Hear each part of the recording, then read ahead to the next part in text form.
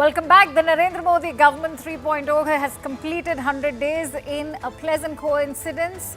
The birthday of our Prime Minister Narendra Modi also happens to be today, which is being celebrated as Seva Divas. The last 100 days have been historic in many ways, with the nation witnessing a slew of new development projects, from ensuring free medical insurance cover to senior citizens over 70 years, to launching the unified pension scheme for government employees, to being committed to Kisan welfare by hiking off the MSP, schemes for poor, giving the go-ahead to construct 3 crore new Pakka homes for poor under the PM Awas Yojana. The focus, policy interventions for green energy. The Prime Minister has given an altogether new dimension to his pledge of making India a Viksit Bharat by 2047. Let's first also look at the hits of the 100 days under Modi 3.0. There were projects worth 15 lakh crore rupees which have been launched, standing firm to Kisan welfare, as 20,000 crore rupees under Prime Minister Kisan Samman Nidhi was also released. It's also shed the colonial era laws. The codes were replaced with Bharatiya Nagarik Suraksha Sanhita laws. In the budget of 2024, the angel tax was abolished and the corporate tax was also slashed.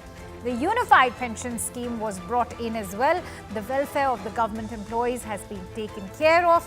The Ayushman Bharat cover has expanded for seniors above 70 years of age. Certificates have been given to 11 lakh Lakhpati Didis. Let's now also look at the misses of Modi 3.0 government. After criticism, the UPSC lateral entry move has been rolled back. The draft broadcasting bill was also withdrawn. Waqf bill was sent to the standing committee to develop a broader consensus with the opposition. Indexation benefit was reinstated after criticism. 21 soldiers have been killed in action in Jammu and Kashmir in 3 months, and the opposition has been unrelenting in its attack on the government over these deaths. Privatization delays have hindered reforms as well.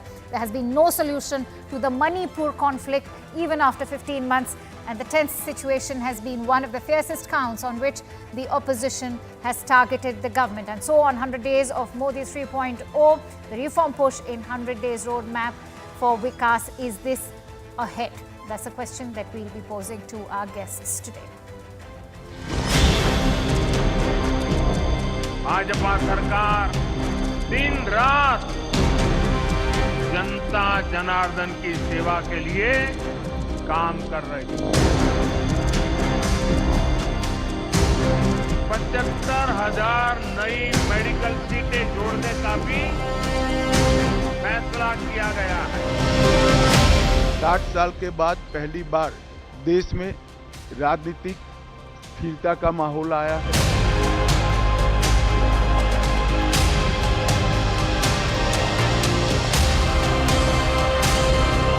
केंद्र की NDA सरकार के बहुत दिन भी हो रहे हैं।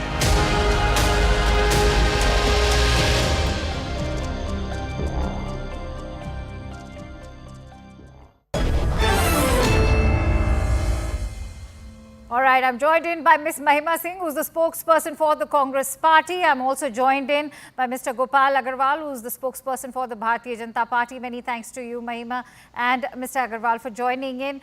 Mahima, we all understand that there have been disasters, there have been reversals, something that the Congress Party has brought up today, but it's also called Modi 3.0 directionless and one that lacks a vision. Why so? Jai Hind. First of all, I think I joined the country in wishing the Prime Minister a happy birthday. It's his 74th. But I think it is also an occasion to ask the Prime Minister that why should we not have happy youth, happy women, happy farmers? Why should we not have a happy nation? And why I say so it answers your question as well when you ask me that why are we saying that they are non-decisive? Why are we saying they are confused? Because as you would agree, Akanksha, and you've shown in your report also, there have been U-turns on decisions, whether it is the broadcast bill or plenty of other decisions that came in after this BJP alliance government with the NDA partners came to being. And as we call it, the one-third government, the Ek Tihai Prime Minister, as our leader Shri Jairam Ramesh likes to call him, because you see, it is the two appendages that we saw during the budget session also. The BJP totally capitulated to the demands of its allies. And in fact, right now, that is what is at the core focus, the center stage of this government, to appease its allies, to totally give in to their demands. And that is what we are seeing day in, day out. Now, coming to the debacles and the disasters of the people of this country, you see, there have been train accidents, 38 train accidents, Akanksha. There have been 56 infrastructural collapse incidences. There have been 26 terror attacks, 104 incidents of crime against women. Mahima, I'm going to in fact give you time to in fact get into all of those issues with regards to the railway accidents and with regards to issues of national security as well. But as far as the allegation that is coming in on the U-turns of the bills, that's where I want to bring in Dr. Agarwal. Dr. Agarwal, would you now agree that, you know, compared to the previous two tenures of the Modi government, you're on a weaker ground? Is the coalition government proving to be an Achilles heel for you going by the U-turns on the bill?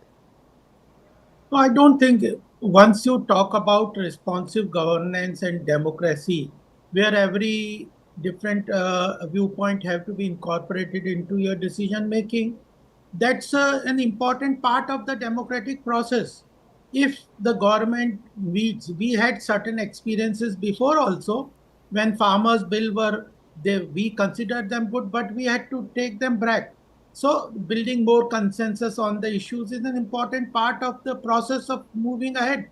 It's learning and moving ahead is important. So I think the Congress should appreciate what you all are, they are talking about U-turns. It is the thing that Waqf Board, we thought it's a good thing, amendment is required, but there has to be more consensus, collective thinking on it, and therefore it was sent to the standing committee. NPS, always we said that we want to rethink on some certain issues, and we have come out with an improved version. Every law, everything is continuous process. I don't think in this country. All right, Mahima, I think the point Dr. Agarwal is making is that that is the beauty of democracy, and for Congress that is always hurling the charge that the BJP is being anti-democratic. It only goes on to in fact indicate that they are still functioning smoothly in a coalition government. The word consensus has a beautiful ring to it, Akanksha, and it is good to hear for a change after 10 years from the spokespersons of the BJP. In fact, from the Prime Minister's mouth himself also at times, who completely forgot about the allies, because in the past 10 years, we saw that everything was about Narendra Modi, everything was about Modi and the BJP, because the BJP on its own thought that, you see, and in fact, we remember how TDP had to leave the alliance. And several other alliance partners had to leave the alliance because they were not willing to have consensus and a dialogue, which now they are talking about. It's a good thing. And we are appreciating it. And as much as the BJP might not like to hear about it, but the country is also seeing how the RSS is also calling shots for the BJP, how RSS is also showing a mirror to the BJP, putting it in its rightful place, trying to bring, although unsuccessfully, discipline back to their party, which you know, they used to celebrate that there was a discipline in the party. So you see, the BJP spokesperson is right. The country had been longing for this consensus, this inclusivity, this dialogue in the government, and that's how democracies must be governed. Right. I think it's a good reminder for the BJP. And they must do so going forward with all the stakeholders, including the opposition, on issues related to the national security. What we see today at the end of these 100 days, Akanksha, is our chief security advisor sitting before the president of Russia in a very servile posture. Mr. Ajit Doval sitting in that servile posture before Russian president is a very, very sorry state of affairs, a sorry picture for all of us Indians. Gopal Agarwal, I think more than Doval's presence with the Russian president, I think what's of immediate importance is that we address security concerns in Jammu, considering we've seen that spike in militancy in Jammu. Not to forget the conflict in Manipur, which is refusing to die down. Why isn't the government talking about it? Why isn't the government able to control the situation there? No, Akanksha, everything just talking is not the issue. It is what we are doing. If Article 370 was abrogated in Jammu and Kashmir, it was an important part. Why our constitution talked about removing Article 370? So the issue is after 75, 77 years, it is our government which did it. In Manipur, today, yesterday only the Home Minister announced that 13 more centers for providing essential commodities to the people will be opened by MHA. The thing is, what we have Why done. If couldn't you this look be into done no, earlier, Akanksha, let me Mr. finish. I gave Agarwal? you. No, no. Let me finish it. But the thing is, if you see globally, the image of India at the global level in the multilateral platforms, in the multilateral conflict is extremely important. The way Russia, Ukraine crisis, Israel, Gaza, those issues, how our balanced approach by the Prime Minister has helped into creating a strong image for the country. The strong, no, every globally at the global level, India is considered now an important player in every decision. All So right. that is the Mahima image Singh building. wants to And come on up the with a economy rebuttal. also, Right. just wait on the economy I side. will, I Lot will, of I will things come have to been you done. because there We lakh we crores of are going infrastructure. point by point, Mr. Agarwal. Let me also take a point from Mahima. Mahima, go ahead.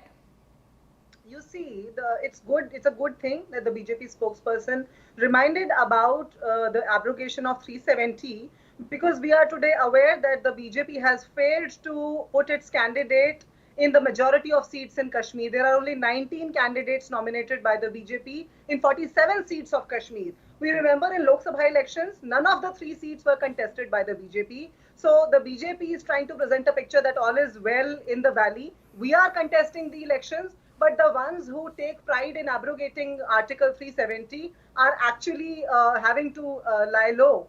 Now, coming to, you see, Manipur, we also remember the recent statement that came out from the governor of Her Excellency, the governor of Manipur, Akanksha, and that statement is very telling. That statement tells us that there's been a complete failure of law and order, and the Prime Minister refuses to go down that road. He refuses to tell the whole nation that why All has he right. turned a deaf ear to All the right. I'm state of going to give an opportunity to Mr. Agarwal.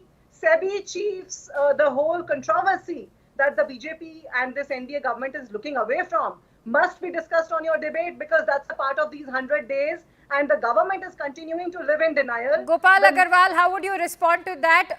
Not to forget that there's this consistent charge even prior to your government formation, ever since we saw the campaigning for Lok Sabha, that unemployment is only rising and the figures are being concealed and they are not being addressed. I'd like your closing thoughts, keeping those points of Mahima in mind. Akanksha, if you look into the economy, the Indian economy is at a uh, best time in this period.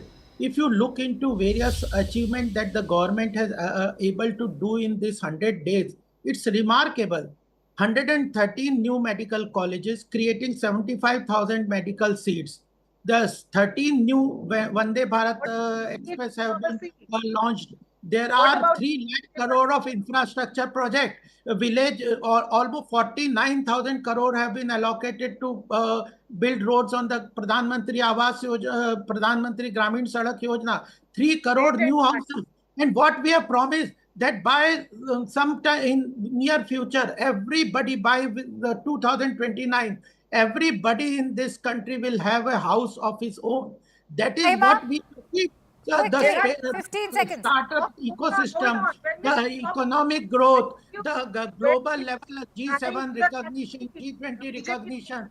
They are I'm the sorry. achievements with the Mr. what the Agarwal, government. let Mahima make a point. The BJP spokesperson must answer when will they stop lying to the country, or are they living lies If themselves? Rahul Gandhi was more responsive Because and with the his BJP statement at spokesperson the global level, the India's truth image is is very strong. It first is he only promised Rahul the house Gandhi every who 2020. undermines the country at the I global platform. will not debate Instead like of this. giving sermons to India, All right. I'm afraid we'll have to leave it at that. There is no doubt that challenges do lie ahead for the Modi government, not to forget the fact that we are speaking at a very critical time when assembly polls in certain very pivotal states are also awaiting us. And we do hope that the government is able to deliver on its promises. And with that,